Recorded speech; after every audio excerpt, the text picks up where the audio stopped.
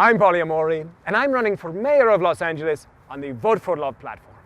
Now, traditional politics would dictate that I speak disparagingly about the other candidates. But hey, we're running a love campaign.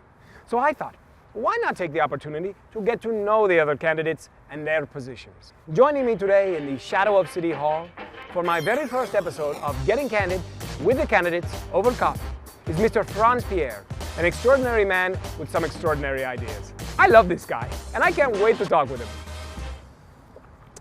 Well, Frantz, I want to thank you so much for being here and doing this with me. It's fantastic to have you. I really appreciate it. And thank you for having me. I believe we clicked from day one. We did. Because your heart is in it, and I can feel it. This is beautiful. This is love right here. That's what it's all about. That's what it's all about. So where are you from, Frantz? I'm originally from Haiti. From Haiti. And as you know, we have a rich history of fighting for freedom, for liberty. In Seattle, you were working as part of an environmental justice group, and you had a big win against Starbucks, right? Yes, because you remember back in the days, Starbucks, they used to use children to get their coffee beans and things like that. That was a big win for us, and I felt good about it. Yes, they stopped doing it. Wonderful. And then in Queens, you were a reserve police officer, is that right? Yes, because back then I was studying criminal justice. So I was going through the process, and police reserve, we call it auxiliary police officers back in Queens. And then I changed career. I get into film, video, and fashion. So that's where my heart is. I feel like I'm an artist. So from criminal justice to auxiliary police officer to environmental justice groups to fashion, film. Yes. But I started when I was like 15 years old. I remember about like baby dog. We have some issues in Haiti, and where we didn't want our president. So that's how I started fighting, and I was getting in trouble. So my mom sent for me. That's how I moved to the States. At first, I didn't want to come. I felt like I was abandoning my comrades. But I came for a different reason. I can fight for Haiti from the US. And when I came, and I remember my first time, I didn't know about nonviolent protest. Because growing up in Haiti, all I knew was violence. And I remember one night, I saw a candlelight visual. So I thought someone had died. I thought maybe it's somebody very important. So I asked them, who died? They said, no, we're doing a candlelight visual. What is that? And they explained it to me. So that was my introduction. That's how I started to learn about nonviolence. So from New York, then I moved to Seattle, like you said, and from Seattle, I moved to LA. And I still continue my activism. You announced your candidacy back in 2015. You were the first person to announce opposite of Garcetti. Yes, because in 2013, when he was running, I knew I was going to run. Because when I saw the candidates, I was like, I can do better.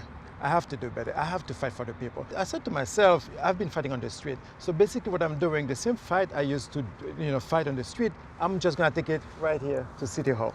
That's how it started. I started thinking, from what I've learned in all my activism life, how can I put all of them together, into two words? And I came up with economic revolution.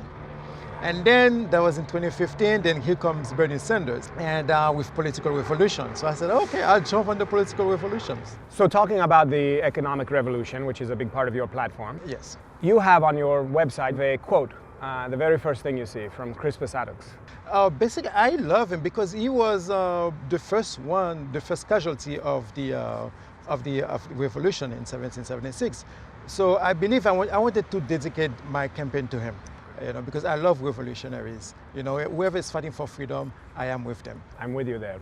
You divide your vision for LA into social innovation and economic innovation. Do you want to speak about the two tiers of your platform? The basis of these two tiers, it came up with universal basic income and worker cooperatives. So they basically work together, to be honest to you, into one.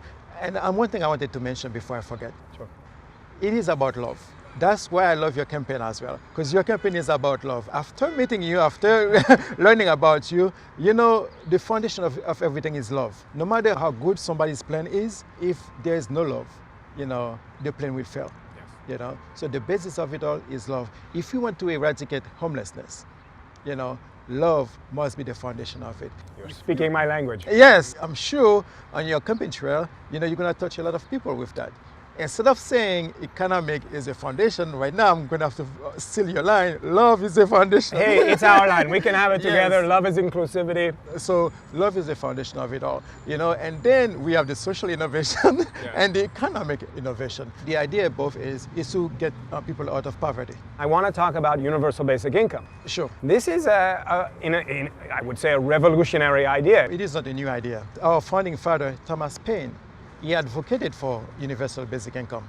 Dr. Martin Luther King advocated for universal basic income. He said, I am now convinced that the simplest approach will prove to be the most effective. And then he said, the solution to poverty is to abolish it directly. So we do have a solution to poverty.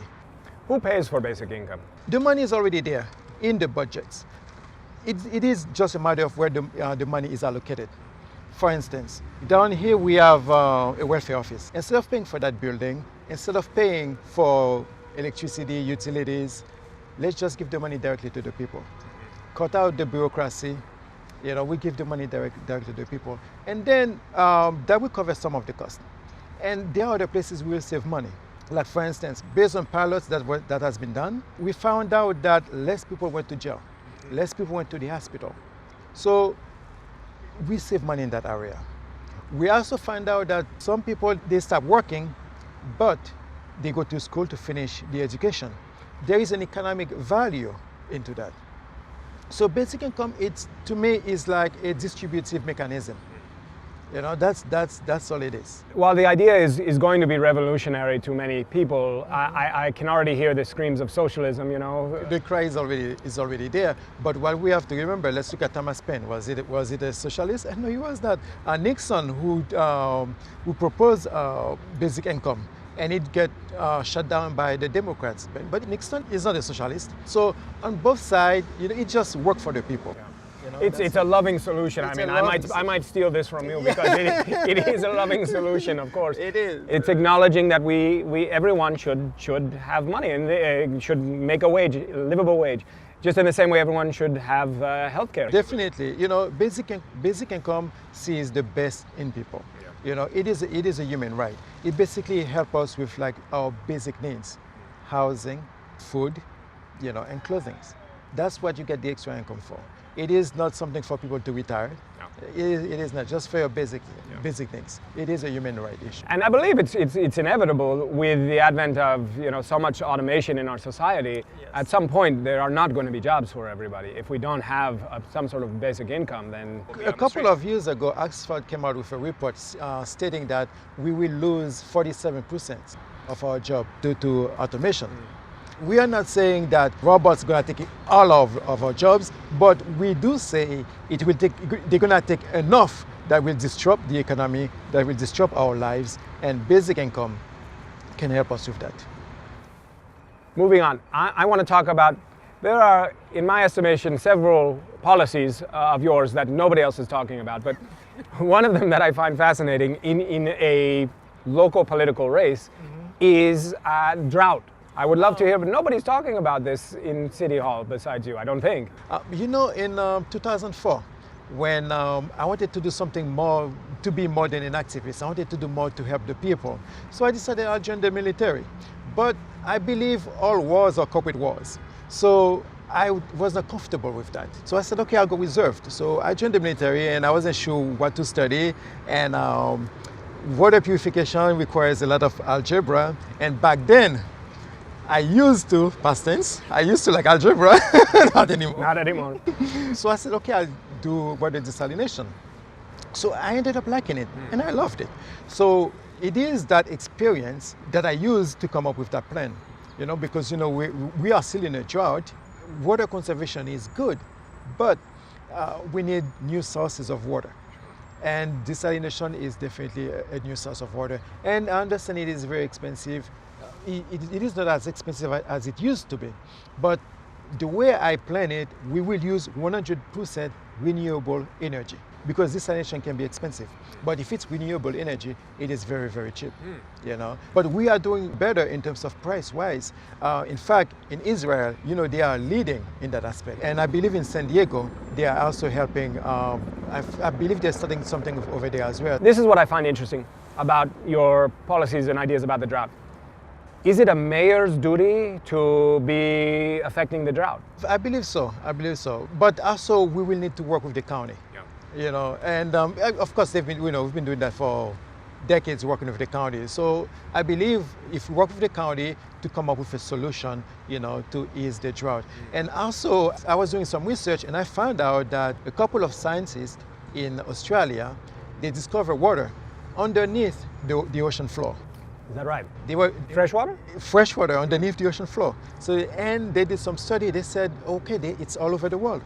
So one thing I'm proposing as well is I'm not into drilling, you know, but as a backup, we need to have that to have a way to extract water from underneath the ocean floor. We're not going to use it all the time, only during emergency. If there's an earthquake, and let's say, you know, we get 80% of our water from the north, and according to experts, the earthquake can cause our pipes to break, so we're going to lose 80% of our water. So conserving water is not going to help us at that point. It is a new sources of water. So if we do have that as a backup, you know, we can use it. Because LA, we cannot survive if we lose 80% of our water. To me, love, one of the facets of love is embracing whatever solutions are out there from wherever they come, across party lines, whatever the ideas is. If they are working to help up people and to create solutions, then we embrace them. Yes. And I love that you're looking at all kinds of new ideas and technologies, and it's very akin to what we're doing as well. It's saying, there's somewhere out there that somebody has found a solution to just about anything. Yes. If you look hard, you can find it. And so solutions are out there. It's just not the interest of politicians. And that's why you and I have to be in this race. Yes. We live in Los Angeles. Yes. This is a very creative city. In fact, the city was founded on creativity, on the film industry. Indeed. What is the creative economy and why is it so vital in Los Angeles? I used to be an artist manager, you know, so I've been out there, I see the struggle of the other musicians. So that's close to home. Yeah. You know, so when I was writing this plan, I think a lot of what the musicians, the filmmakers, what they are going through, and in addition to outsourcing, you know, the work, which is hurting local economies. So that's why I believe that if a 5-piece band, if they're making $500,000 or less per year, they reside in Los Angeles, they shouldn't pay any taxes. Yeah, we need to help them. Because, you know, they foster the economy, they help the economy. That's what, like you said, that's what made LA. Yeah. As well as filmmakers, fashion. I used to have a business right on 9th Street. You know, again, I had to close it, unfortunately, because of the economy in 2009, I had to close it. So we are struggling in the fashion industry. One day I'll have to have you out to my casino that I throw. You're going to love it. We have musical acts. We have lots of 5-piece bands. And you have to come check it out. You'll love it. Definitely, yes. The last question I want to ask you about some of your key policies is one that I think you think is very important, which I guarantee nobody else is talking about, which is preparation for an EMP attack. Yes, why is this so vital to you? And why do you think we need to be thinking about this on a city level? Oh, because look, even if we have the greatest plan in the world, if we get hit by a solar flare, we can forget it. I believe it was in 1756. We experienced a solar flare before, you know, so it can happen again. And in fact, one is expected. And what happens when the solar flare? Back then they had the telegraph. That was the version of Facebook. Yeah. So they had the telegraph, and you know, the flares, it does not, you will not feel it as a person, but our electronics will be shut down. And our power grid will be shut down. So which could not be a problem. So your concern is more on solar flares than a man-made weapon, EMP? Not so much so. It's just that because of people are creating fear out of, you know, the man-made one. That's why I stay away from it. But the solar flare is going to affect us in any case, in any way. Frantz, you have an incredible, well-thought-out plan and many wonderful and intriguing policies. Tell me about some of your other policies. Sure, public banking is one of them. And I also support an independent Venice. That's something.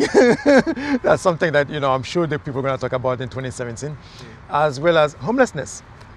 My homeless plan, I call for housing first, and as well as give them a basic income. One thing about housing first is like, once we give them the house, then you still have to deal with poverty. Of course. Yeah, so that's why basic income is going to be very important. And our veterans, I really open about that as well. Animal rights, animal welfare, that's very important to me as well. One thing I want to do, like the dogs in shelters, I would love to see them receive search and rescue training. That way, that will increase their chances of getting adopted. And if something happened, like an earthquake, we can also use them to help us. Yeah, and I have my plan for women's rights. I support home birth. Yeah, so many other plans. So you've been talking about me. What about you? Tell me. Let's go back to love, because you are the mayor of love. that I've got in the bag. Mayor of love, I've got in the bag. Yes, because the foundation has to be love. Yes. And that's what you bring, in the campaign trail. I don't know any mayor candidates with that approach. That's what makes you so different. If the foundation is at love, we can forget it. If we cannot run the city on love, we can forget it. So that's where you come in, mayor of love. Well, tell me how you come up with that. Well, in the end, I believe that as you say, that what is a city and what is the function of a city? It's to take care of the welfare of the people. Yes. Right? And that too often politicians end up taking care of themselves rather than being focused on taking care of the people that they were elected to serve. Right? Yes. So the only way that you can ensure that you are creating the most love for the most people is to use love as the core value by which you operate. And if you are truly committed to that, I think love is like a true north. You can't stray far from it, because if you feel yourself veering off the path, you have to say, no, I'm sorry, I can't do that. I can't take your $1 million as much as I would like to, because what you're asking for me is not something I can support, And that's what I believe more than anything we need to only be concerned about the citizens. Yes. And obviously I believe in taking big money out of campaigns for exactly this reason. We can't be influenced by corporations, by large donors to do things. We have to be influenced only by love and the creation of the most love for the most people. So I've been touting myself as the mayor of love for many years. I started off at a music festival where I came up with the idea of voting for love, and I was elected the mayor of this music festival, Lightning in a Bottle. And this idea sort of became viral. And as we saw that there was so much anger and strife and vitriol happening in this national election, we thought, well, what would happen if we actually put forth the idea of voting for love on a city level? What would that look like? And the more we dug in, the more we started to realize that there were many things that you could actually affect with love. Of course, yeah. Homelessness is and it's our number one issue. Yeah, with love, I believe we can eradicate homelessness. We acknowledge people. We have to see them, and not be walking down the street with our blinders on. That's love, is to acknowledge and to see their suffering. And I tell people all the time, they feel so helpless around homelessness. And I say, well, look, the first thing to do is to stop seeing it as homelessness. See it as Jim, as Doug, as Barbara, as these people who are on the street who could be you, with a simple twist of fate. And while you're talking, first thing that came to mind is the housing crisis that we're having. Hand in hand. Yes, with the Ellis Act, but with love, we wouldn't have these problems. I see developers kicking, you heard what's happening in Westwood, I believe, where they are kicking out the senior citizens. Some of them are Holocaust survivors. There is the gentrification processes, of course. Right. There is a lack of love there. If love was present, I'm sure that wouldn't have happened. I couldn't agree with you more. Yeah. And we have to figure out how to be able to expand our city and our economy, while at the same time honoring the roots of the people who have been there for a long time and who should not be displaced. Nobody should be displaced from a home that they've been in for 20 years, It's true. Yeah. And so, again, loving solutions. I think if we can figure out how to bring the conversation of love into politics, we may have a love-evolution on our hands. Sounds good. Yeah. I think you'll join me, right? You want to join me in the love-evolution? No doubt. Yeah. If the base is love, so I'm there. Whatever happens this election, 2021, it's going to be Amori and Pierre. Pierre and Amori. Yeah.